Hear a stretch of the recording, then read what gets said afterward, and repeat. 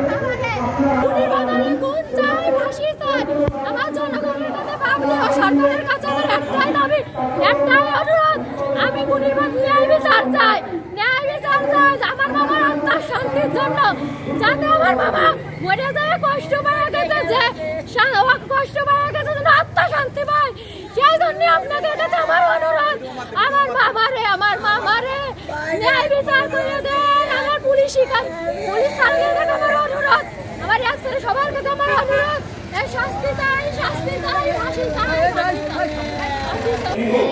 ন্যায় বিচার না করলে আমার বাবার আশা শান্তি পাবি রে। এরকম দেশে আসলে সনাতন ধর্মী অবলম্বী লোক কিভাবে বসবাস করে, যারা রাত বিরাত চলাফেরা করে, ব্যবসা বাণিজ্য করে, আর এদের নেই টাকা পয়সা, এদের নেই কোনো কিছু, কি আশায় তাকে মারা হলো? আসলে আমরা এটাকে খুব ঘৃণিতভাবে তীব্র নিন্দা প্রতিবাদ করতে চাই।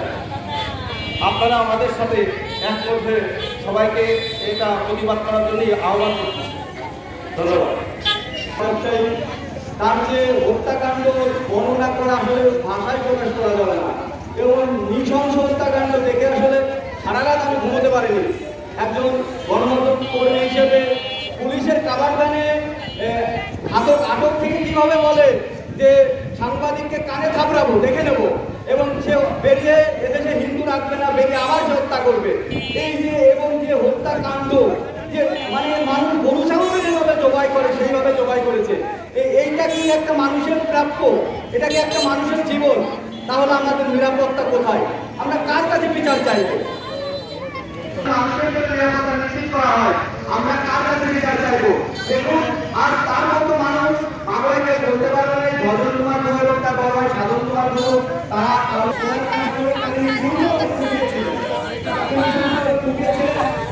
তার আড়ালে কারা আছে? এই যে গডফাদার তোমাকে চিহ্নিত করেন, আইনের আওতায় আনেন।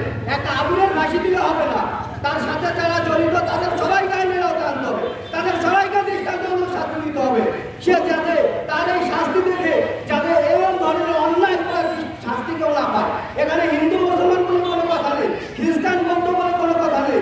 আমরা মানুষের নিরাপত্তা চাই, জীবনের নিরাপত্তা চাই। এই যে তার পরিবার, এখানে কোনো দলমত নাই, এখানে কোনো রাজনীতি নাই, এই পরিবারটি অতি নিরীহ, এই পাড়ায় প্রায় 50 বছর ধরে বসবাস করছেন, তাদের কারোর সাথে কোনো শত্রুতা নেই, তাদের এই কোনো সম্পত্তি, তবে কেন হত্যাকাণ্ড? এর বিচার আমরা নিশ্চিত চাই। সে আপনাদেরকে জানানো হবে আজকে যারা এখানে মিডিয়া কর্মী, প্রশাসন, পুলিশ প্রশাসন থেকে যারা আছে, সাধারণ মানুষ, সবাইকে আন্তরিকভাবে ধন্যবাদ জানাই। আমরা